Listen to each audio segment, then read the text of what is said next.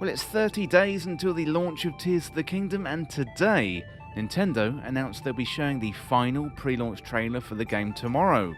This is the one that we've all been waiting for, so it's nearly 3 minutes long and hopefully will answer some of the questions that we have regarding the game. So today, I want to dive into some of the topics I hope they cover in the final trailer for The Legend of Zelda Tears of the Kingdom.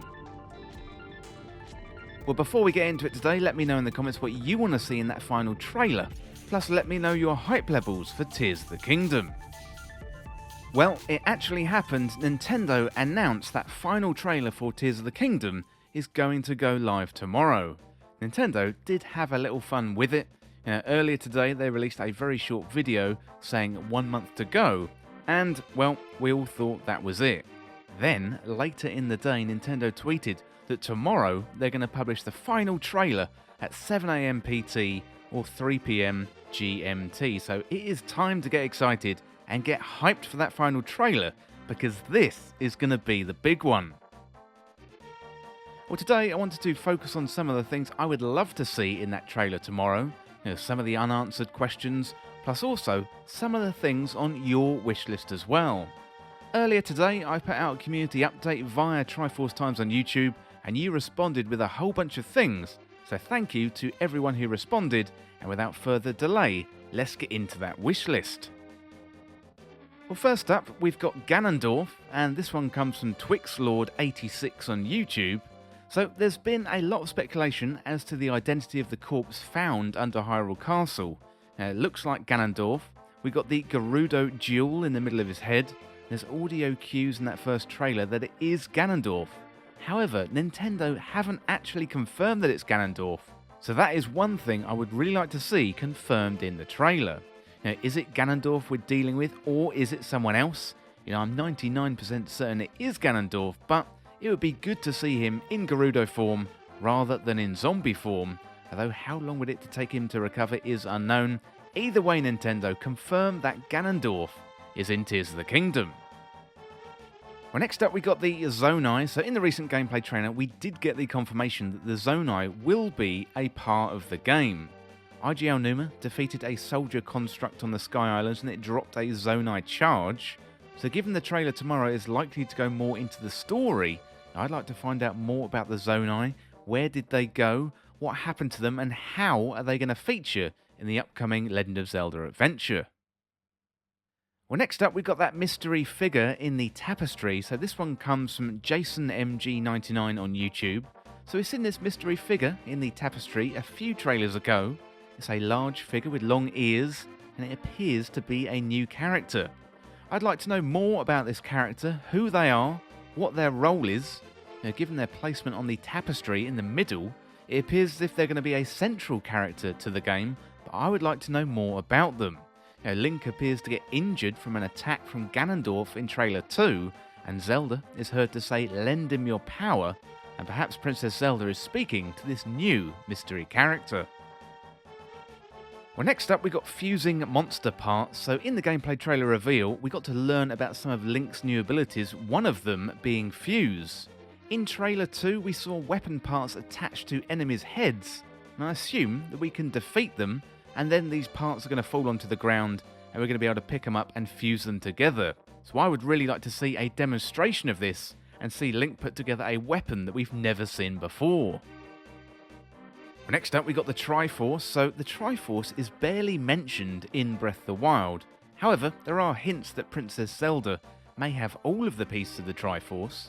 So in previous games, Link, Zelda and Ganondorf have shared the Triforce between them. Now, I'd really like to know if the Triforce is going to play a role in Tears of the Kingdom, and if so, how? It looks like Ganondorf is coming back, which means we have all three characters in place, and the only thing that's missing is the Triforce itself.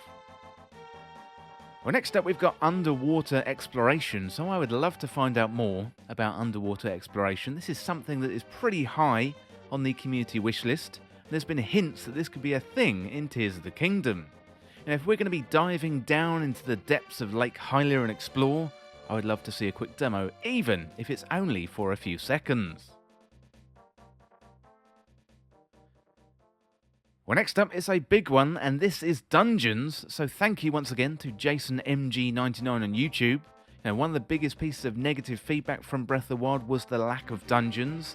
Yes, we had the Divine Beasts, but I don't really think they lived up to the high standards the Zelda team have set in the past with their dungeons.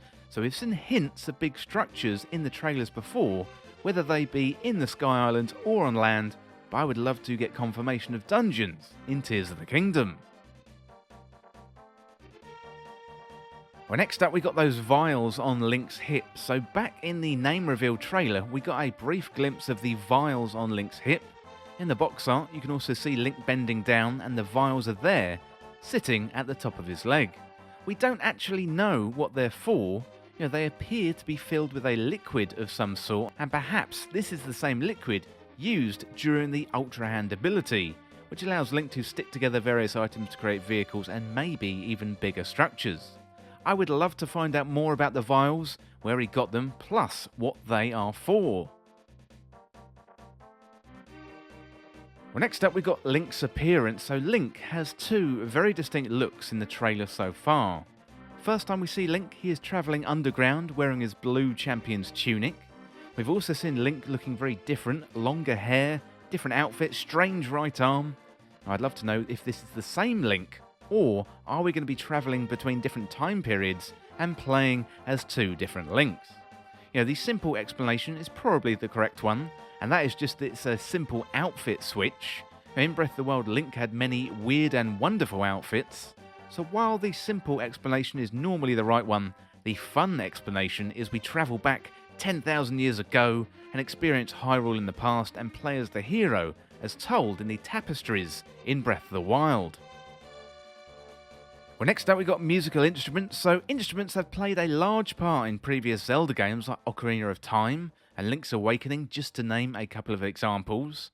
Musical instruments were lacking in the original Breath of the Wild, and personally, I would love to see them make a return. I recently played through Link's Awakening and A Link to the Past, and the songs on the ocarina, or the flute as it's known in A Link to the Past, lead to powers like fast travel or bringing creatures back to life. So that would definitely add a new dimension to Tears of the Kingdom, and I would definitely love to see it.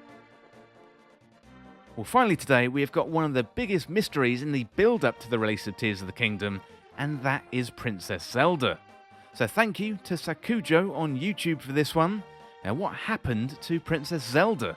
Last time we saw her, she fell down a big hole after an earthquake, and we did hear Princess Zelda talking in Trailer 2, saying to someone for them to lend him your power, probably referring to the injured Link after the malice attack from the Ganondorf corpse.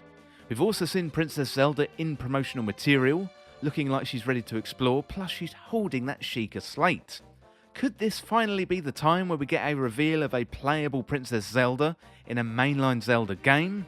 I know this is a very divisive topic in the community, but I reckon it would really mix things up nicely in the game and provide a new dimension to the gameplay and also the story as well. The recent God of War Ragnarok game is a great example of how you can play as multiple characters, but doing this in an open world setting could be tricky. Either way, I would love to see a playable Princess Zelda, and perhaps tomorrow we're going to get the big reveal. Well, that is it for the moment on some of the things that I would like to see in the final pre-release trailer for The Legend of Zelda Tears of the Kingdom.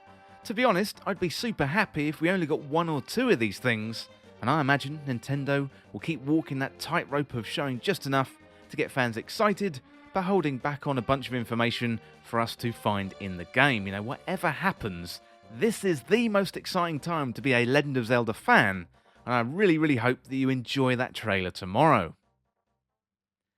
Well, let me know in the comments what you want to see in that final trailer, and let me know your hype levels. Well, that is it for this look at a final pre-launch trailer wishlist for The Legend of Zelda Tears of the Kingdom. And as always, thank you so much for watching or listening.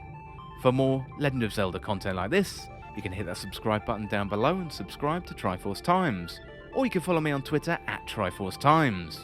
Well, if you enjoyed this video or found it useful, liking and sharing the video would really help me out. Otherwise, you can check out all the other Tears of the Kingdom and Legend of Zelda videos on the channel. Well, thanks again, and I'll see you soon.